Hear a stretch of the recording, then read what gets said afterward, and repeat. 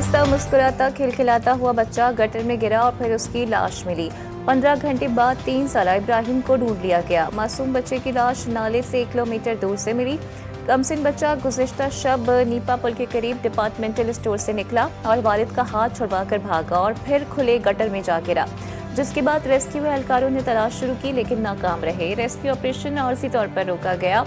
मकामी लोगों ने अपनी मदद आपके तहत मशीनरी मंगवाई और तलाश शुरू की। मुश्तिल अफराद ने इस मौके पर एहतजाज भी किया, सड़कें ब्लॉक की, टायर जलाए, गाड़ियों के शीशे तोड़ दिए।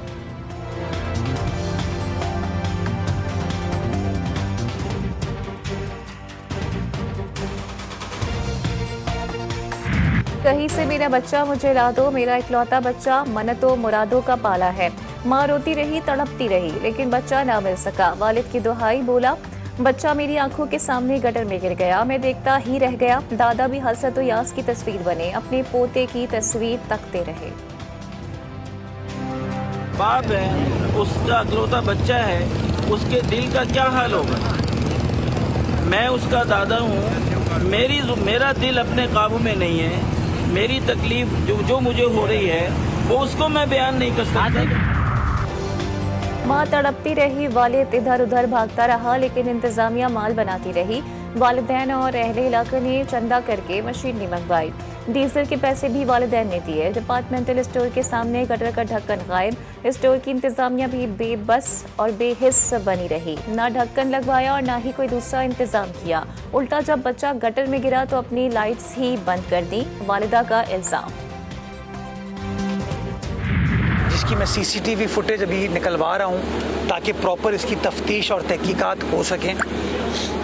तो तमाम के तमाम लोगों ने, मैं किसी सियासी जमात का, किसी शख्स का नाम नहीं लेना चाहूँगा, लेकिन आपने देखा कि सब के सब बजाय इसके कि रिलीफ या रेस्क्यू के काम में अपना किरदार अदा करते, ये कहते कि ठीक है जी, ये एक ऐसा अलमिया है कि हम सब अपना किरदार अदा करें। सब के सब बदकिस्मती के साथ बयानबाजी में और इल्ज़ाम तराशी में चले गए। अफसोस के साथ कहना पड़ता है कि शहर में हर वाक़े पर सियासत की जाती है, बयानबाजी और इल्ज़ाम तराशी की जाती है। MC sports complex swimming pool के इफ्तिताह के मौके पर मेयर कराची मुर्तज़ा वहाब का बयान, कहा बच्चे के मैनहोल में गिरने की तहकीकात कर रहे हैं। इंतजामिया की कोताही सामने आई तो उनके खिलाफ कार्रवाई की जाएगी। बच्चा जहां गिरा वो सीवरेज नाला नहीं बल्कि बरसाती नाला था। इस इलाके का टाउन चेयरमैन जमात इस्लामी का है। अगर मैं कहूँ कि जिम्मेदारी जमात इस्लामी की है तो लोग नाराज होंगे।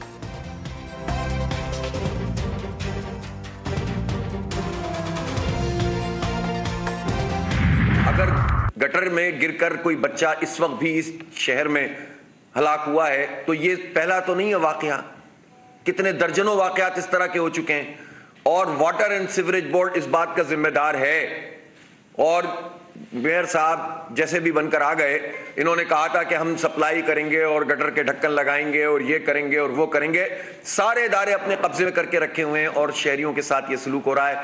मैं शदीद मजम्मत करता हूँ। दर्जनों बच्चे मैन हाउस में गिरकर मर चुके। ऐसे वाकयात का जिम्मेदार वाटर बोर्ड है। शहरी रोजाना हादसात का शिकार होते हैं, कोई पुरसानी हाल नहीं। अमीर जमात इस्लामी हाफिज नईम की तनकीद, बोले तरक्याती कामों के नाम पर शहर को बर्बाद किया जा रहा है। तवील अरसे के बावजूद बीआरटी पर 30% भी काम मुकम्मल नहीं हुआ।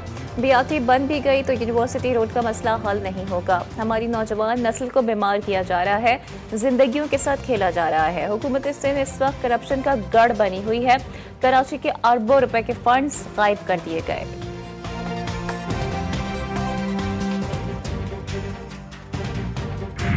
अभी एक केस हुआ है, उधर एक बच्चा गिर गया नाले में मेरे सामने। बट ये बेहतर है कि ई चालान को हटाएं और रोड पे फोकस करें। मैं तो समझता हूँ वो हमारा बच्चा है, ठीक है ना। आज ये बच्चा गिरा, कल दूसरा भी कोई गिरेगा, ये मुस्तकिल ये चीज़ें चलती रहेंगी। लेकिन इस सिस्टम को कौन ठीक करेगा। आए दिन हादसा होते रहते हैं, कभी कोई गिरता है, कभी कोई गिरता है, कभी कोई गाड़ी गिरती है। तो ये तो बहुत ही बुरा हाल है इस हुकूमत का। हुकूमत सिंध हेलमेट न पहनने पर हजारों रुपए के चालान कर रही है, लेकिन गटर की ढक्कन न होने पर किसके खिलाफ मुकदमा दर्ज होगा। कराची के शहरी सख्त नाराज कहते हैं हुकूमत सिंध और बल्दियाती इदारे मुकम्मल नाकाम हो चुके। हादसात होते हैं, इंक्वायरियां होती हैं, लेकिन किसी को सजा नहीं मिलती। आखिर ऐसा कब तक चलेगा।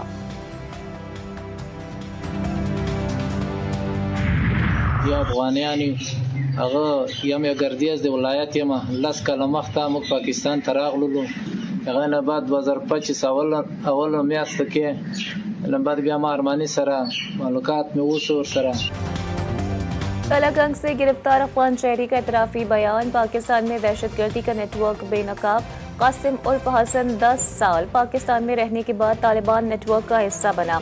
तालिबान कमांडर अरमानी ने उसे जहाद के नाम पर भर्ती किया। ताजोड़ी फौजी किले पर फिदाई हमले का मंसूबा तैयार मगर नाकाम हो गया। दहशतगर्द का नौजवानों की भर्ती का एतराफ फी 10,000 रुपए लेने नई भर्तियों के लिए पंजाब आया तो पुलिस ने गिरफ्तार कर लिया। अफगान सरजमीन का दहशतगर्दी में इस्तेमाल। पाकिस्तान का मौक़िफ़ एक मरतबा फिर दुरुस्त साबित हो गया।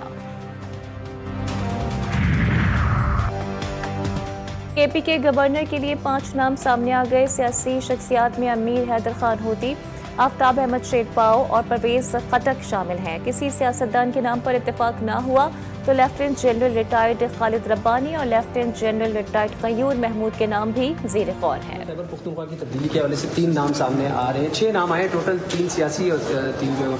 क्या कहेंगे सर आप? किधर आए हैं मुझे तो नहीं पता सर मीडिया पे आ गए, 3 नाम बताए गए। तो अगर मीडिया गवर्नेंस लगाएंगे तो फिर अल्लाह ही हाफिज़ है। नहीं, अगर आपको हटाने का कुछ हुआ क्या तो क्या वो होंगे आपके इस हवाले से क्या कहेंगे? पार्टी का जो भी फैसला होगा हम हमेशा तस्लीम करते हैं उसको। वैसे आप क्या sir? Thank you. Chief of defence forces की तैनाती से मुतालिक कयास सराहियाँ की जा रही हैं। वज़ीर आज़म शहबाज शरीफ वतन वापस पहुँच चुके हैं। प्रोसेस का आगाज़ हो गया है।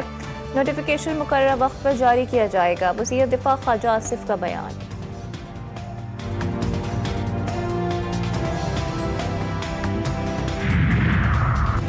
लकी मरबत में पुलिस मोबाइल के करीब खुदकुश धमाका। एक एहलकार शहीद, 6 शदीद जख्मी, अस्पताल मुंतकिल। पुलिस के मुताबिक एक हमलावर ने वैन के करीब खुद को धमाके से उड़ाया। वज़ीर आज़म की लकी मरबत में पुलिस मोबाइल के करीब दहशतगर्द हमले की मजम्मत। कहा दहशतगर्दों के मज़मूम अज़ाइम को खाक में मिला देंगे।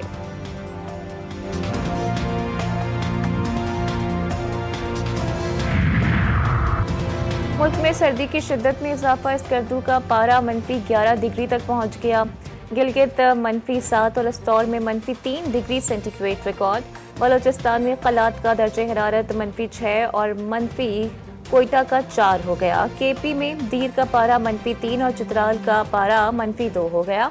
लाहौर का दर्जे हरारत 7, इस्लामाबाद का 3 और कराची का 10 डिग्री रिकॉर्ड। और रंग बिरंगी पेंटिंग्स, चमचमाती लाइट्स, झिलमिल करती झालरें, खूबसूरत रंग, ट्रक ना हुआ सकाफत और तकनीकी सलाहियत का मज़र हो गया। केबी के किटवाक अपनी सजावट की वजह से मशहूर। बुलेटिन में शामिल है खुसूसी रिपोर्ट।